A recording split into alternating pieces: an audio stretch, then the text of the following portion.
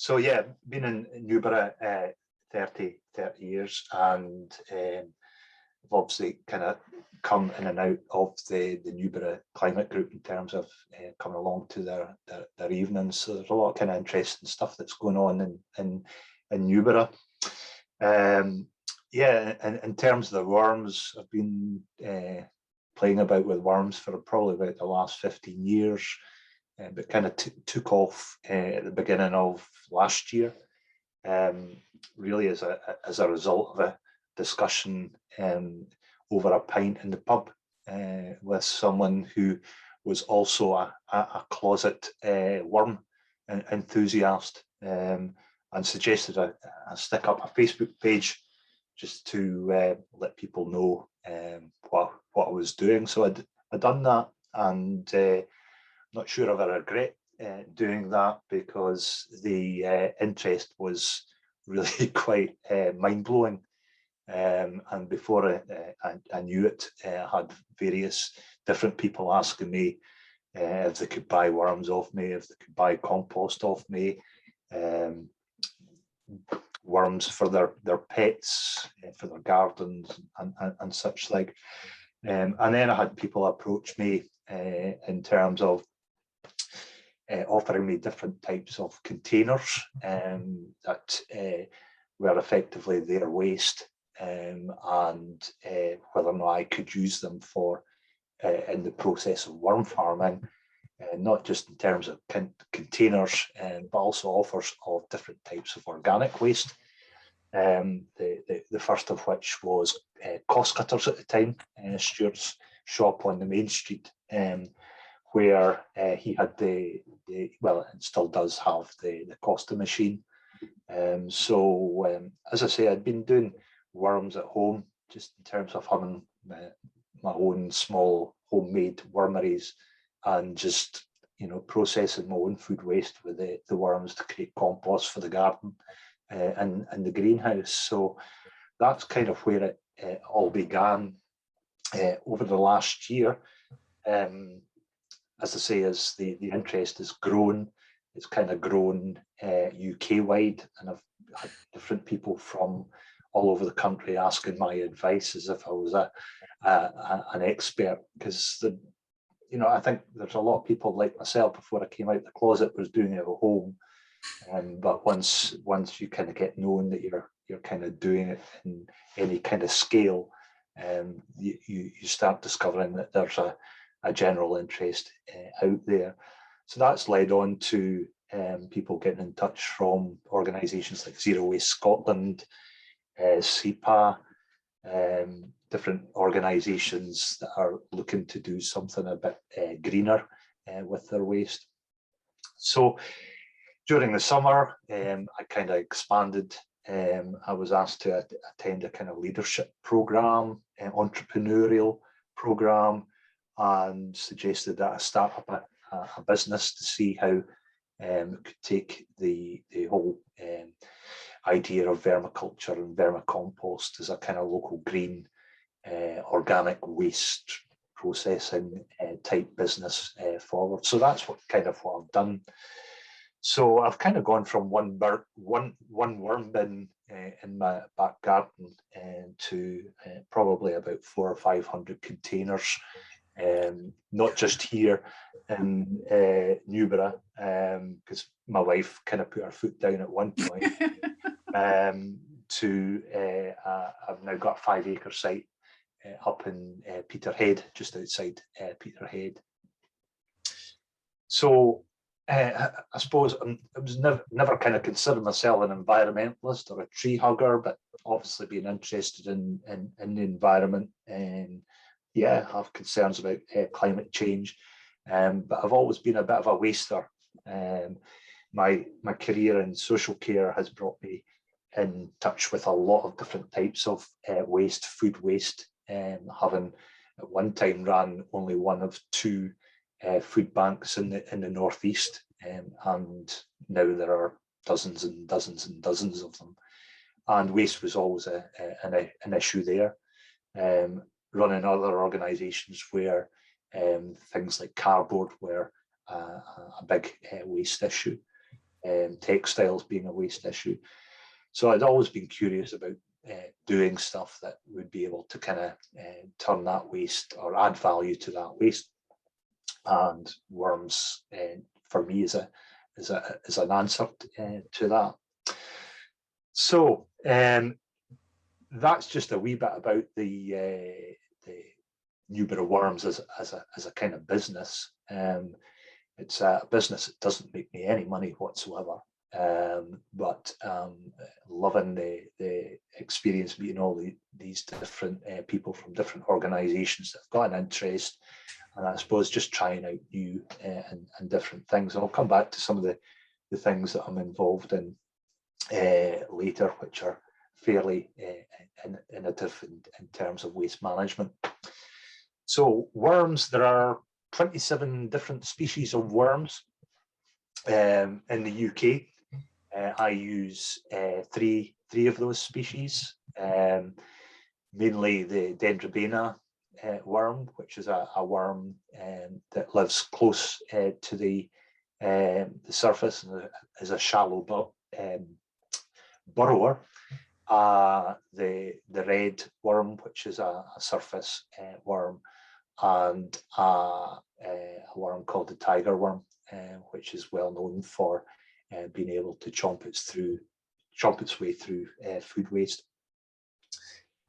There are different types of worms. As I say, there are surface worms. There are worms that burrow close to the surface, and there are deep burrowing worms. My interest at the moment is more around the shallow and the surface worms, not just in terms of the application for processing waste, but also in the garden, to be able to kind of create conditions where the deep burrowers can move in. So as I say, grow these worms, breed these worms locally. Before I started the worm business per se last year, the nearest place that you could commercially buy worms was in Yorkshire. And there are a number of farms, worm farms in Yorkshire, so there's nowhere commercially that you can buy worms in Scotland. And I just thought that was a bit having to, if you want to be environmentally friendly, having to get your worms from as far away as Yorkshire. And then I discovered that a lot of the farms down south actually import their worms from Europe, mainly the Netherlands, and also as far as Canada. Interestingly enough, with Brexit happening, the price of worms has doubled in the UK in the last six months. So there's more to worms than kind of meets the eye. So I'm interested in breeding and growing worms and producing worms locally and supplying locally. And I don't post worms anywhere. So what do worms do? Well, worms are a bit like bees, although they're below the surface, and if it wasn't for worms, you wouldn't have bees. But bees tend to be the poster boy of climate change, and I suppose the visual representation of the decline in various essential species that we need within our kind of permaculture. Worms have certainly been around longer than bees. Certainly the earliest fossil records of worms dates back about 500 million years.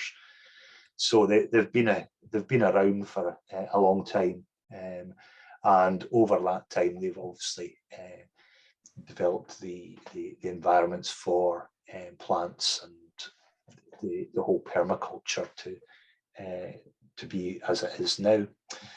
There has been a decline, like the bees, in the last 40 to 50 years, a significant decline in worm populations. Now, I'm no scientist, but people maybe have a view that that's down to perhaps things like pesticides, chemical fertilizers, modern farming methods, which have impact on the whole permaculture cycle. So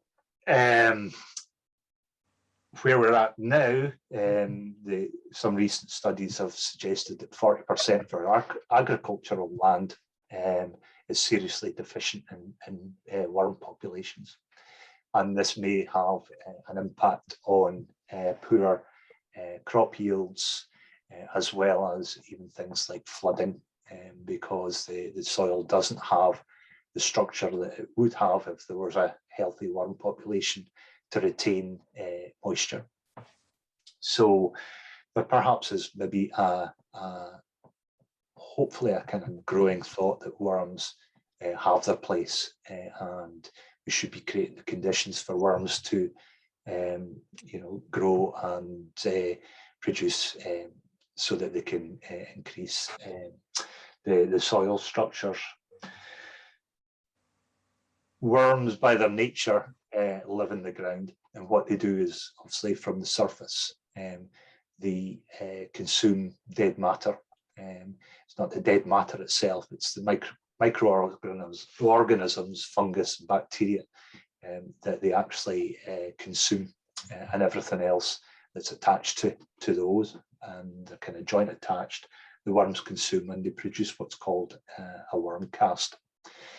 While they're producing that worm cast, the various dead matter is kind of reprocessed by the worm, and it comes out the other end as worm poop, worm cast, or vermicompost, in a form which actually is very rich in terms of microbes, nutrients, as well as essential bacteria, which helps the plants absorb the nutrients that they need to grow better. In addition to that, the worms also, as they consume food, they also burrow, and they create channels or burrows within the soil, which provides the soil with aeration, as well as lining those burrows with, again, nutrients and bacteria, which are essential for plant growth. So they're good to have in our soil. When I first came to Newburgh, my garden was quite wormless, to be fair, as opposed to my next door neighbour, whose soil was absolutely black and laden with worms. And he was a kind of traditional market gardener type chap. Some folk might remember Mr. Ritchie, Sandy Ritchie, who lived to the ripe old age of 92. He was a well-known guy in the village, but his garden produced the most amazing vegetables, and tatties and leeks, and you name it. And it was conversations with him that kind of got me thinking about the worms, because he always looked after his worms by feeding his soil with lots of different organic matter. Sandy rarely threw anything away. He used to dig his food scraps into the soil. He used to go and collect leaf mold, anything that he could get his hands on, he just dug into his soil. And I suppose that's what I'm doing now, is I'm creating the conditions and soil or a substrate for the worms really to do their business and produce black soil, or as black soil as possible, the worm cast. So that's the two parts of my business, really. And my interest is, one, producing worms, and two, producing soil out of nothing, basically. Free products such as food scraps, newspapers, cardboard, anything which is organic can be composted down. So you're probably fed up a wee bit about looking at me on screen. So I'll just share this screen with you if I can. So these, can everyone see on the screen? Yeah. Yeah. So here's the worms. As I say, the 3 different types that I use, and I find using 3 different types quite good within the worm bins for, I suppose, just consuming different types of waste that I get. So obviously I get food scraps, which the red worm are particularly interested in chomping through. I also get coffee grain. At the moment, I collect from about 5 different local businesses, and I'm now collecting approximately 75 kilos a week of coffee grain. So that's a lot of coffee, and certainly that keeps the worms active, whether it's the caffeine or whatever. But I tend to find that with like the coffee grain and the cardboard that I put into the bins, that the red wigglers or the tigers and the dendrobanas like them. So what I'm looking to, well, a quick anatomy lesson about a worm. A worm is a hamid, you know what I'm saying? Both male and female. Hermaphrodite. What's that? Hermaphrodite. That's the word. So, like everything else, you need 2 worms to make more worms, and the organs that a worm has are both male and female. And I don't know if you've ever seen a worm mating. You might have. This is probably worm porn, but we're past the watershed. But worms will make babies by tying themselves in what looks like a knot, and it's where they rub their saddle or their sexual organs together and exchange what they need to exchange to produce eggs or young. So you might have seen this in your garden. So this is what they're doing, ladies and gentlemen, when they're tied in knots. So that's a good thing. It generally means that your soil is of a good enough structure and quality that the worms feel comfortable to do their business in. After a while, they produce eggs or cocoons, and again, you might have seen these in your soil, and they're quite distinctive. They're golden in colour, and they will darken over a period of time. And inside each cocoon, there will be anything from 1 up to 5 eggs. So from one worm, one cocoon, you could potentially have 5 offspring, 5 new worms from those. A worm itself can lay up to about 20 eggs in its lifetime. So potentially there's a lot of worms from one worm. That gives you a wee indication of the size, as well as a wee subliminal advert in there. So yeah, as I say, this is what I'm keen to do, is produce more worms, and the compost, and the vermicompost, or the casting in itself. The casting, it's rarely that you'll find that anything will grow in it, and what you'll need to do is to mix that down with either your soil, or mix into your soil, or mix it in with garden compost or shop bought compost to get the kind of best results from that. It's particularly granular, and that comes from the worms requiring sand and grit, and I use a lot of eggshell, which again I get from the as a byproduct from the local businesses that bake or produce food, and I grind that up because the worm's very much like a chicken. It requires grit in its gizzard to help process and churn up break down the food in its intestine. And I think you can just see in there's some eggs in there as well. But it's very granular. It's also very water retentive. And I suppose the beauty is that, as opposed to, I suppose, these kind of shop bought chemically produced fertilizers and composts, is that it contains natural NPK, nitrogen, phosphorus, potassium. It'll also contain other trace elements, calcium, various other chemicals that are required, which are purely organic. Okay, I'm just trying to find it. It also produces great liquid fertilizer. That's me saying cheers. I personally wouldn't drink it.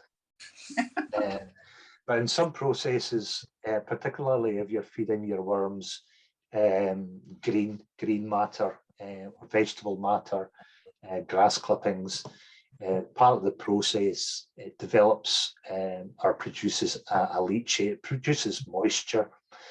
Now that's called leachate. I tend to try and avoid using too much green to avoid producing too much leachate, because unless it's drawn off, it potentially becomes quite anaerobic and perhaps maybe a wee bit smelly.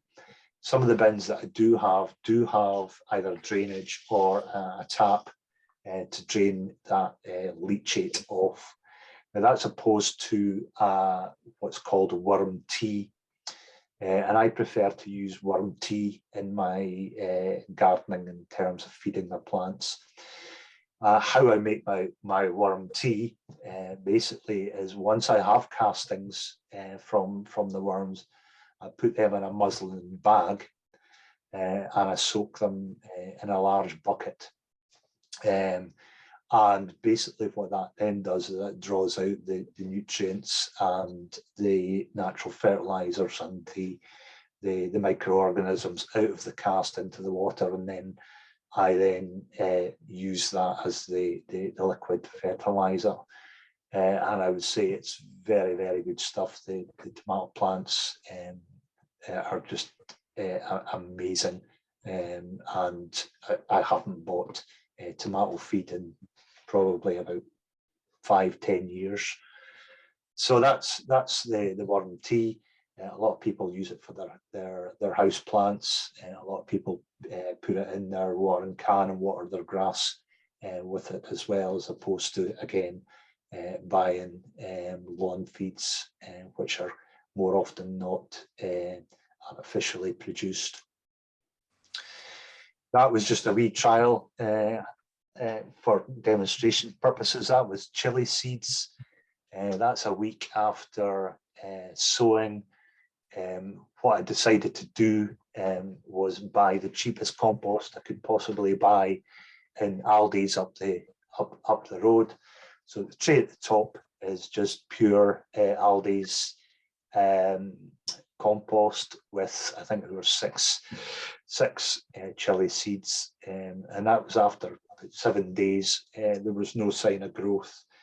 The middle tray, that was, I think, 1 part to 10, and the third tray at the bottom was 2 parts in 10 within the compost.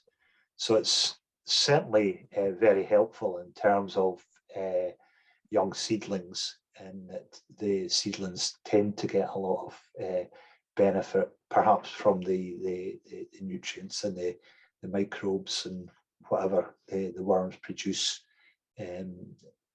from the casting. So again, I'm kind of waffling on, but I'm thinking this should be more about, well, perhaps maybe if you've got an interest in maybe starting a worm farm or recycling perhaps maybe your garden or your house waste at home. It's quite easy to get started. This was my first homemade bin. I actually bought my first wormery with vouchers I received from my mother-in-law, just to see what her reaction would be, and she rolled her eyes as usual. I couldn't get the actual wormery that I had purchased, and I think at that time it was something like 40 or 50 pounds. I actually couldn't get it to work. So I found online that there's lots of YouTube videos out there with people like myself who want to kind of give it a go and learn from experience. So this was a bucket that we had in our old kitchen that we had bought to kind of separate, cardboard from cans in the kitchen. So I kind of converted it into a worm bin, where I put a couple of bricks at the bottom of each side, put a tap in so that I could drain off the liquid, provided some air, and put it right next to my greenhouse. So everything that I was trimming off in the greenhouse, all the old lettuce trimmings, the tomato plants, the tomato leaves and such like, just went in there. And before too long, I was creating leachate, and it was just working away absolutely fantastic. So you could really use any kind of container that's got enough volume that's beneficial for the worms, having good surface area so that there's plenty of kind of circulation of air and enough depth for the worms to be able to burrow, but also for you also to be able to build up the layers of food that you're giving them for them to consume. So again, these are very popular, just normal storage containers that are a couple of pound in the likes of, again, Aldi's, Pound Stretcher, Poundland, Bargain Homes. I would suggest if you're going to start worming, that you start off with something like this rather than paying a minimum of £60 for a commercial worm bin, which don't always necessarily work. Again, I came across some of these in the B&Q sale. I find that these work really well. They've got good depth, got good surface area, and in these ones I've provided extra air holes. You'll all have one of these. I took delivery today of 40 of these up in Peterhead, and that were slightly damaged from the local authority. So I'll be starting them off soon. So it gives you an idea that there are various different types of, I suppose, containers that you can have a try with. That looks like, well, that's a representation of what a healthy worm bin should look like. Should have a variety of different types of, I suppose, organic matter that the worms can consume. So I feed my worms things that people suggest that you don't feed them, and they still seem to go through them pretty well. The only materials that I do tend to avoid are meats and kind of dairy products, more from the point of view that they have a tendency to kind of attract blue bottles and flies. So you will end up with other organisms in your worm bin. I think, is that zooming in for you guys? Yeah. Yeah. You'll often find these small worms, which are confused with baby earthworms. These are called potworms. You will find them anyway. They're completely harmless. the more that you have might indicate that there's perhaps maybe too much acidity within the bin, but all you do is just provide a buffer, likes of cardboard. As long as you're providing plenty carbon into there, like cardboard and paper, your worm bin should do well. A lot of the books and websites on worm farming will ask people to avoid things like onions, as you can see there, chilies, citrus fruits. But I suppose a worm's a bit like ourselves. If we have too many onions, we have too much fruit, particularly citrus fruit, we are going to give ourselves a bit of heartburn. But I've actually had trialled one bin where I was purely feeding the worms on chilies. I was getting out-of-date crates of chilies from the food bank the food bank distribution centre in Aberdeen, and believe it or not, the worms went through it and turned it all into compost. Because it wasn't hot composted, we were left with a lot of chili seeds, and in fact the chili seeds did start to germinate out of it, and so I've got chili plants in the greenhouse as a result.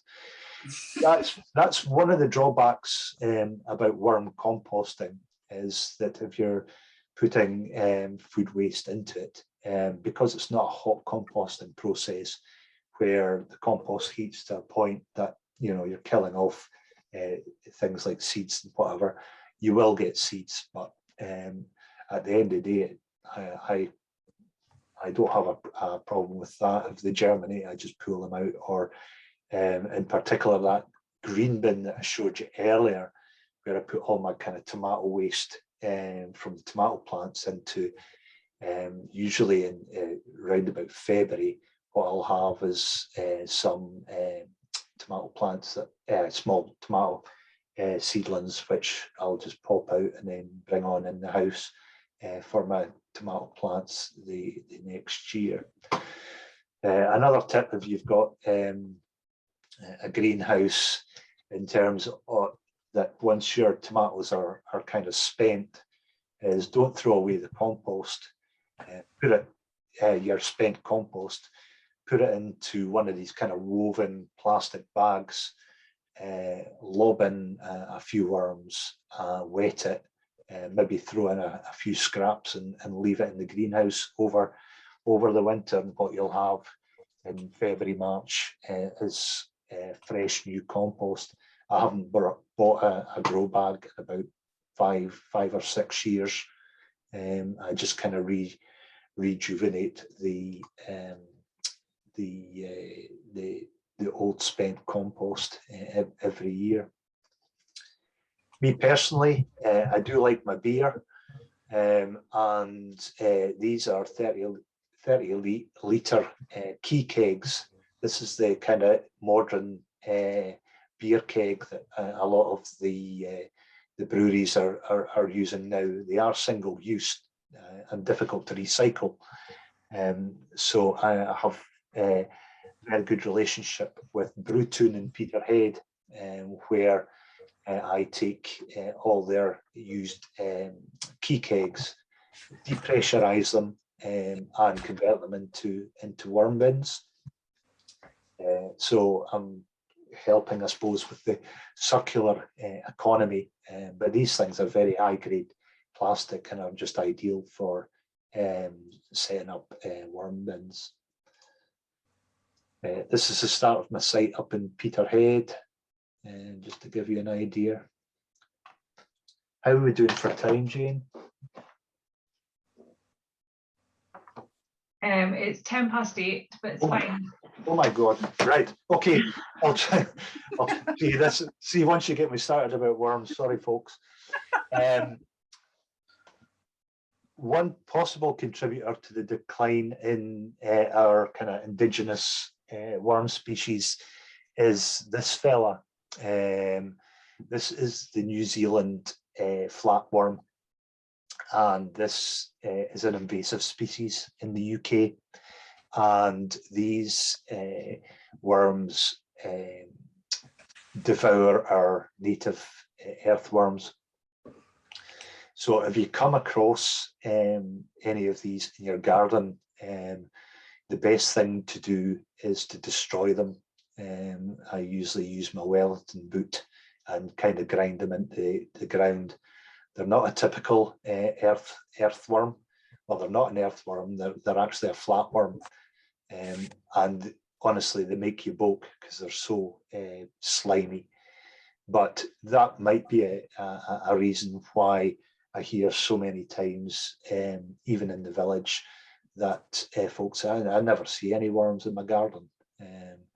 But I had flatworms in my garden maybe about 3 years ago, but thankfully I haven't seen any in the last couple of years. But this photograph was sent to me by someone in the village saying, "Are these worms?" So if you see any of those, I wouldn't panic, but I would destroy as many as possible.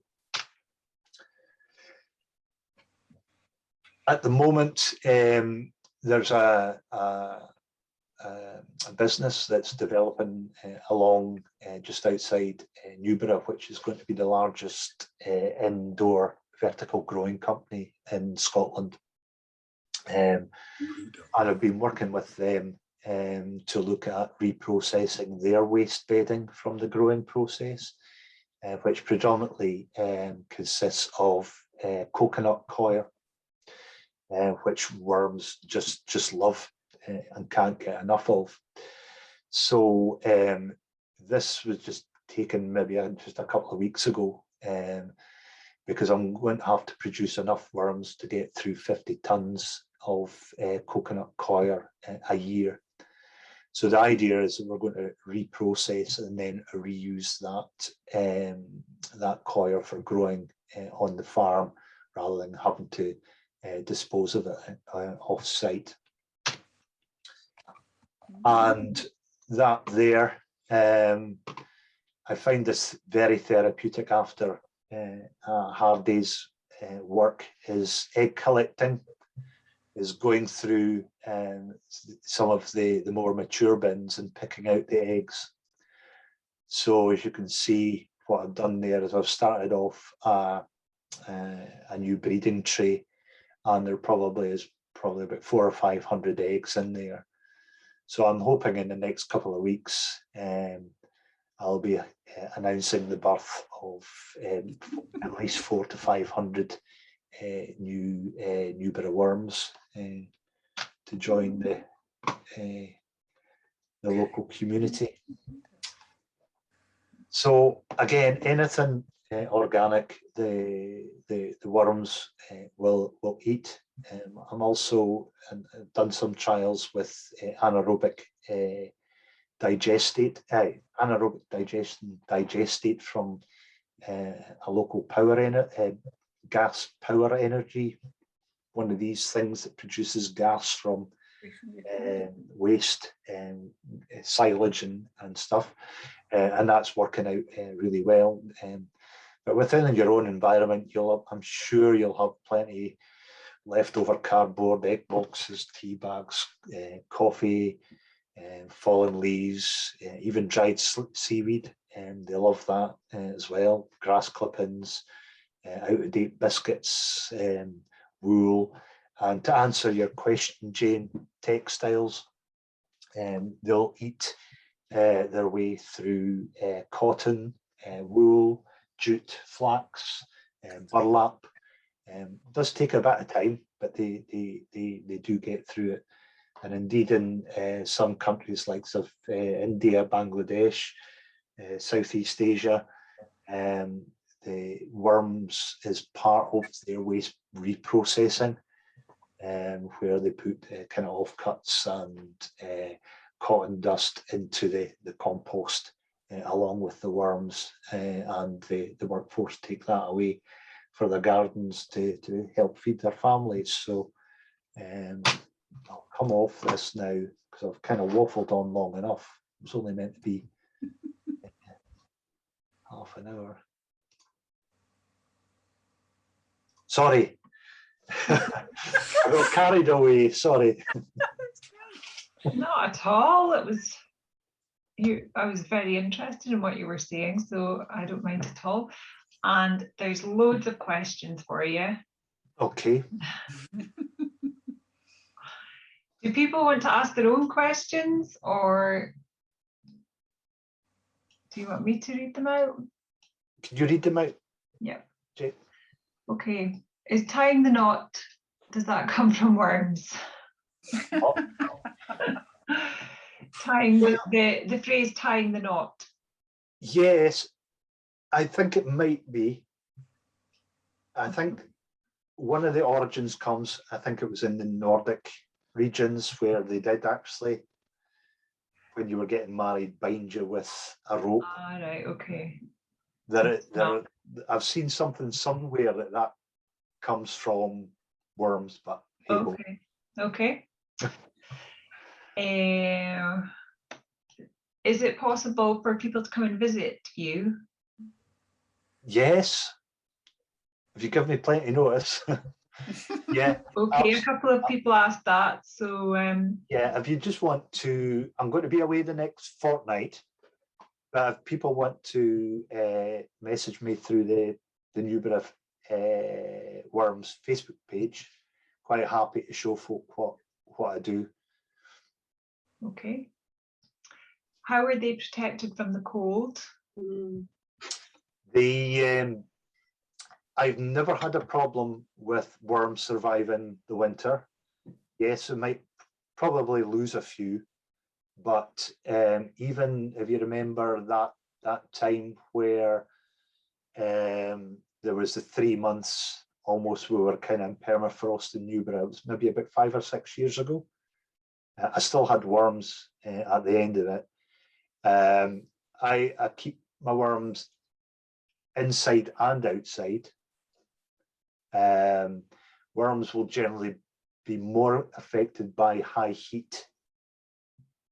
So if they're in an environment where the compost starts really heating up, but generally what they'll do is they'll migrate to the sides of the bins, or they'll migrate to the inside of the bins where it's warmer. But generally, I won't stop feeding over the winter, but I'll feed them less because they do tend to be a little bit more sluggish over the winter. But heat seems to be the biggest problem, but there again, that's not really an issue in Newburgh.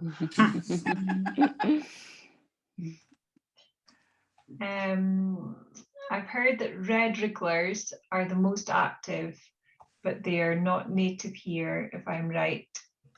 That doesn't cause harmful effect to the environment, does it? No. I suppose the biggest concern is the New Zealand flatworm. And I think there is actually a website that you can go on and report them as an invasive species. But they've been around, I think, for about the last 15 years. But interestingly enough, if you watch things like Border Force and New Zealand Border Force and whatever, you can see why they're so, perhaps is the word, I'll use a Freudian word, I think it's correct, anal about not letting anything in that might affect their environment. But yeah, the flatworm's quite a big problem in the UK. How much do they eat?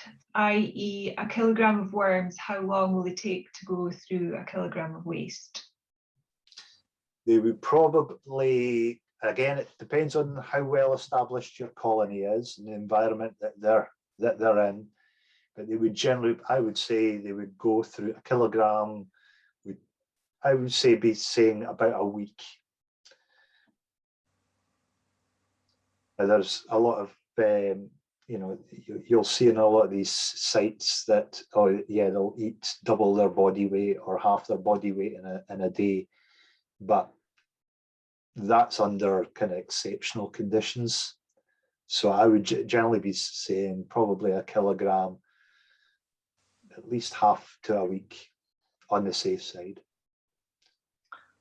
And again, I think that's where people fail at the start, is they feed the worms too much, and then they start having problems in the bins, and the worms either die off because the bin becomes anaerobic and smelly and whatever, or they migrate out of the environment. But you tend to find that it'll come as you get to know your worms. Not personally, but yeah, you get to learn what works for you. Okay, so Joshua's leachate, is that the worm tea? The leachate is the liquid that's produced within the worm bin. Yeah. So, or the thing, the worm tea is what's produced from the worm casting. Okay, so the leachate, his leachate is much darker than yours, like molasses coffee. Yeah. Does that indicate a problem that he could address? No, but what you want to try and do is not accumulate too much leachate, because it is so dark and it's really kind of thick, and it has a tendency to go off and quite smelly. But you really want to kind of dilute that down. It would be just like us eating raw coffee. We need to dilute it, to get the best result for the plants. It might just be too much for the plants when it's too dark and too thick. Okay. And feel free to jump in, if you want to ask any more. How do you know when to divide the batch into smaller ones to avoid the space being overcrowded? Right. Generally, when my bins are 3/4 full, so any container that gets about 3/4 full, I'll stop feeding them.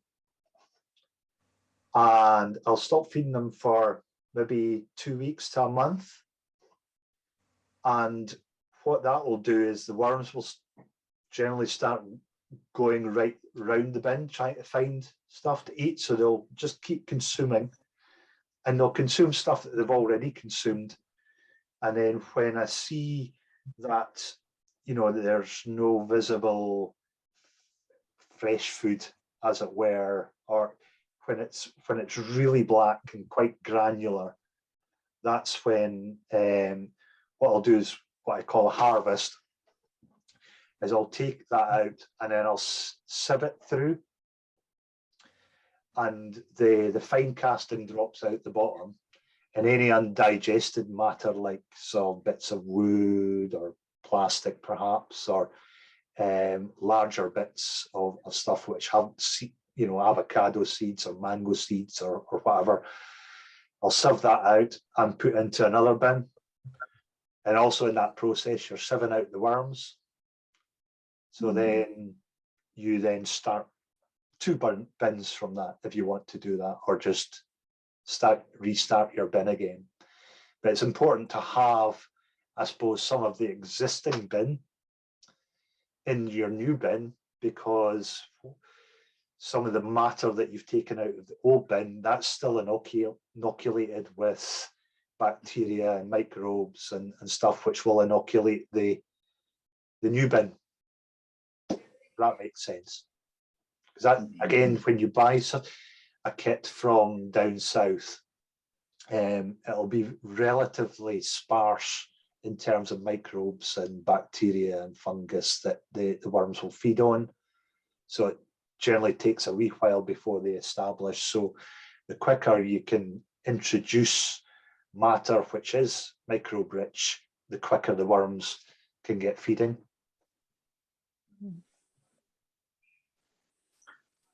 Okay. What is your approximate mix of what you feed your worms? For Well, that green bin with the 2 taps next to the greenhouse, I generally just stuff everything in there till it's full. And because I only really trim my greenhouse maybe once or every 2 weeks, and then there's usually enough room to do it again until it gets to black level. The other bins I maybe only kind of feed once a week, sometimes once a fortnight. But I'm obviously doing it on a much larger scale. But a normal household where maybe you've got 2 adults and a child, in terms of their food scraps, I would be saying maybe once a week, feeding them once a week with those. And again, the more you can mulch it up, the better. Thanks, Scott. So I've got a bin where I put mainly, at the moment, I'm mainly just putting the trimmings off my tomatoes, other kind of green leafy stuff from the garden, and then kind of kitchen scraps, but kind of all the soft, easy to digest stuff.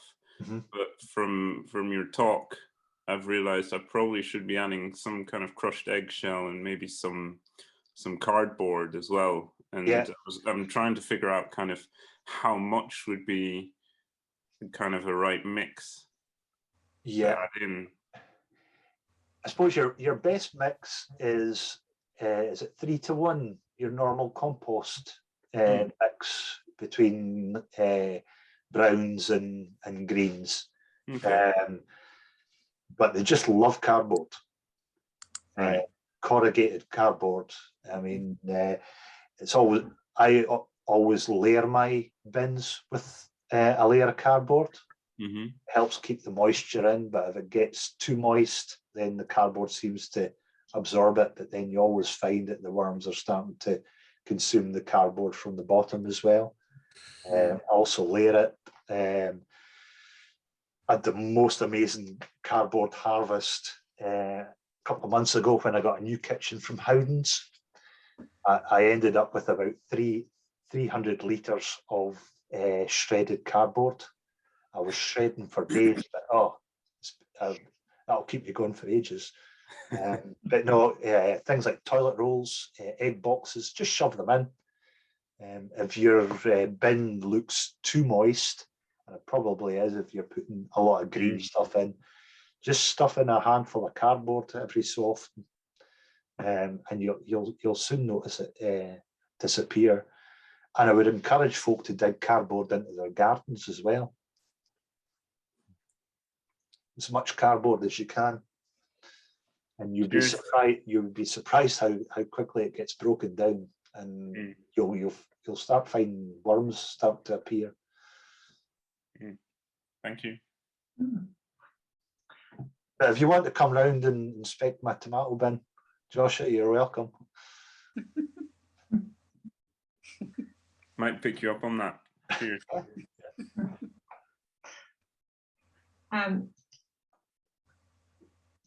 Does somebody have their hand up? Yeah, me. Oh. Can you avoid? How do you avoid being overtaken by worm bins? I mean, because you're doing this, you're expanding, but in a garden. I hate worms, by the way. I really hate worms, but I'm prepared to try. So how do you avoid taking over your life, basically? I mean, you don't need like I've got hundreds and hundreds of containers. I've just gone a bit mental with it. I mean, again, up until beginning of last year, I only really had 2 small containers, one for the greenhouse and one just for next to the compost heap. Your compost heap, if you've got a compost heap, can be your best worm farm by introducing worms. And a lot of people have compost heaps that fail because they're not really kind of looking after their compost heap. But if you're looking after your compost heap to create good compost, then you'll find that worms should migrate in if it's touching soil. Again, up until recently, until I emptied them, my compost bins were just saturated with worms. I might just stick with that then, because we've got 4 compost bins and they do have worms in, which we didn't put there. So yeah. But what I would encourage you to do, well, you're obviously doing that anyway. So you don't need a worm farm. You've got worm farms. Yeah, but we don't have the ability to make, well, there's no leachate from that really, so we can't make worm tea and stuff. Well, what I would encourage you to do is, get right down deep in your compost heap, and you'll find really kind of rich compost. Is make tea from that. I would imagine, and again, I would imagine it would be the worms might have gone through some of that as well. So it'll be kind of microbial rich. But again, you don't want to go as silly as me, where I've got a massive water butt and a solar powered fish pump, which is aerating it all the time. And I just use that all over the garden. But it's just garden hacks. Thank you. Kate, you were asking about microplastics. Oh yes, I did ask about microplastics, because you mentioned that Hoover dust can go into a worm bin, but most people's carpets do have plastics in them. So I just don't know, do you know anything about how microplastics end up in vermicompost or anything? I would imagine there would be traces of plastics.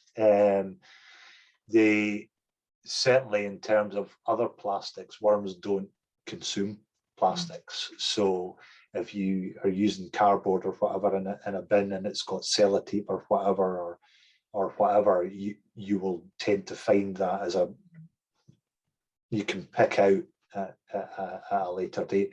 But inevitably they'll process it, and there will be trace plastics.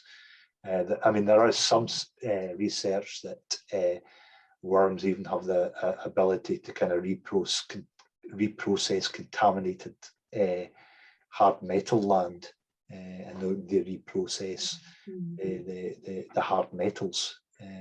That's not on my scientific radar. But if you think about a lot of the stuff that you find in your Hoover, and I was going to say Hoover bag, that's showing the age, is dead matter. Dust often is skin cells and stuff, and they go through it. I get eggshells from trellis. I get hair from Ivan waves. I get coffee from the view and trellis. So there's any organic matter they'll consume, but they'll pass any inorganic matter out as well. Thank you. What about clothes? Did you answer that one before? Yeah, you did on your wool, cotton. As I say, the flax, jute, burlap. They love burlap. Yeah, I've composted lots of textiles and that as well. A lot of old decorator sheets that I've just cut up and put in. They also act as a good layer on top as well, but the worms will eventually consume it. Okay. Who looks after the worms when you're away? Themselves. Yeah, I mean that's the beauty, is you can leave them for long periods. I mean, they're not, you don't have to have a very regular routine of looking after them. It's a bit like, well, it's actually easier than tomatoes. I'm a bit worried about my tomatoes for the next fortnight. But yeah, it's you can leave them for long periods of time without feeding them.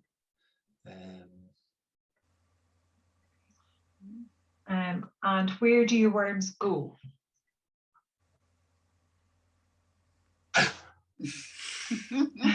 I sell my worms. I often donate a lot of worms to like community gardens and schools and stuff like that. But I sell my worms. We've got one of the largest angling communities in the northeast of Scotland, and they're now starting to come and knock on my door because they are seeing the price of worms that they normally get down in Yorkshire. But I've got quite a good customer base of local anglers. Some of you might be familiar with axolotls, which is a strange amphibian type thing. They're very popular in the northeast. So pet food. I give to some of my neighbours that have got chickens. There's just composters, gardeners. I had a student from the university bought 200 eggs off me because they were doing research. So yeah, so there's various outlets. But I'm trying to increase my stock, as it were, rather than advertise for selling them in the moment, because I don't want to get to the stage I'm importing or having to bring them in. I want to get a critical mass. Okay.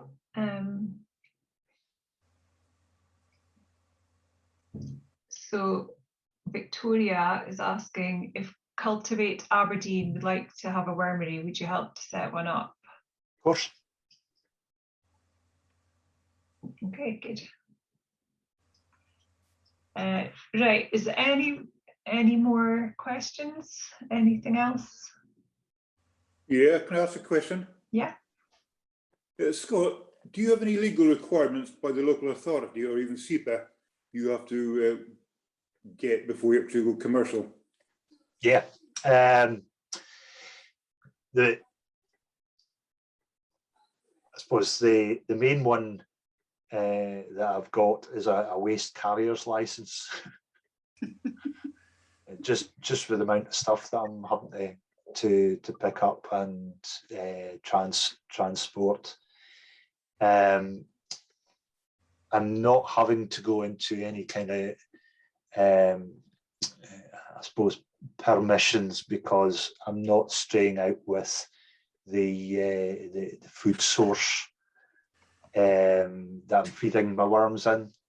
So if I was feeding them any kind of animal byproduct, I would have to probably get permission to do that.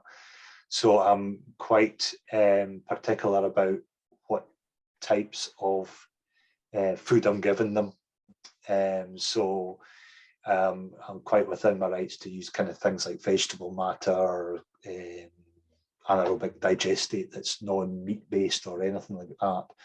So to be honest, I'm not really going, I would need to go down that line of there's enough, I suppose, inert, safe food waste to do that. Yeah. In terms of selling the worm compost, I'm selling it as worm quiche because I can't sell it as fertilizer, because you would need to have a whole number of different controls around that, and you would need to be within legal limits. So I'm not professing I'm selling fertilizer or anything. So I'm just selling it as worm poo, worm quiche, or kind of soil additive. So yeah, I mean, there's still yeah. But that said, worms are a new thing to SEPA and to Zero Waste Scotland. So they've actually been really good. So we've been having lots of conversation about what a worm is and what a worm isn't. Whether it's a farm animal or it isn't. Like or livestock. Livestock, yeah. It's bizarre. Yeah. Hey-ho. Can I quickly ask, how long do you reckon it takes to sort of restore a depleted garden soil? Because you were talking about Sandy Rich's very healthy soil, and your soil when you moved in wasn't so healthy. So how's it looking now, and how long did it kind of take? I suppose that depends on, one, the size, what you're willing to do with it. I set up some beds, new beds last year, and they're absolutely teeming with worms at the moment. I would just start off small, in a small area, and just start feeding that area and letting just gradually. I mean, I've got worms everywhere now.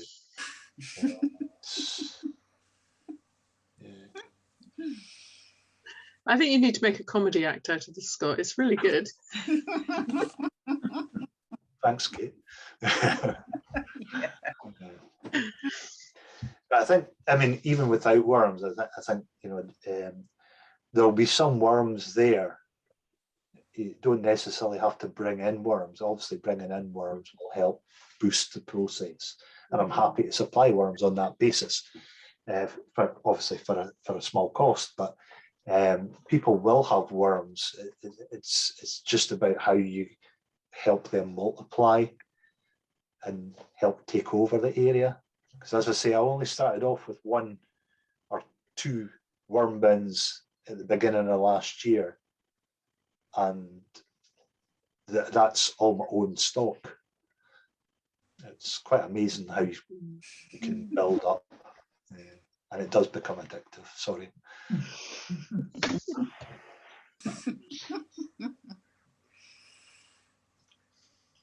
Right. May I ask something, Scott? Like you said, like you started with the 2 bins.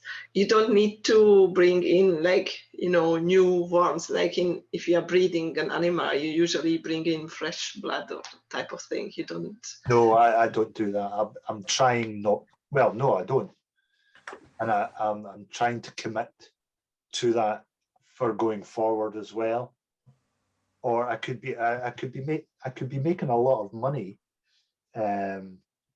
by bringing worms up from down south and selling them up here. But no, I'm not. No, I don't want to do that. So all the worms I have now are just really from that original stock 15 years ago that I did buy.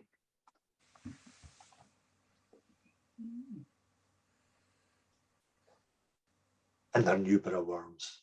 Yes. They're hardy. They're hardy. No, you see, folk, there's worm forums and everything on Facebook and stuff, and they're great.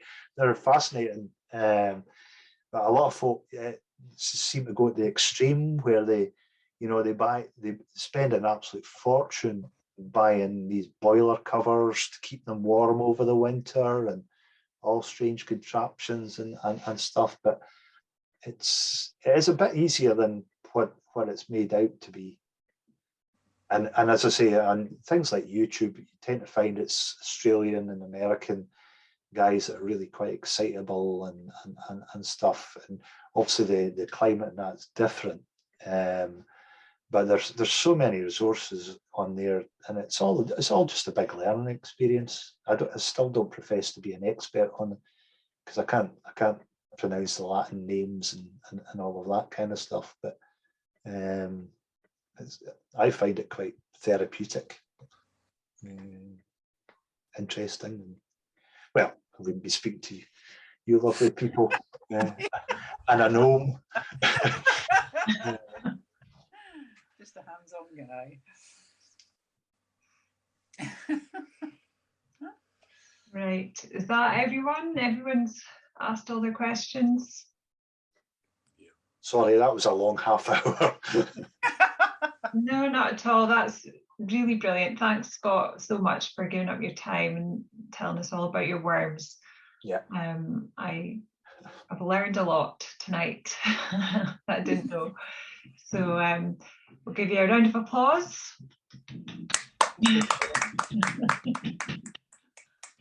And we'll say goodbye. Yeah, and feel free to message me on through the messenger on the Newburgh Worms. Yeah. Brilliant. Okay. Okay. Good night, folks. Thanks very much. Thank you. Thank you. Bye. Thanks, Scott. Cheers. Hey.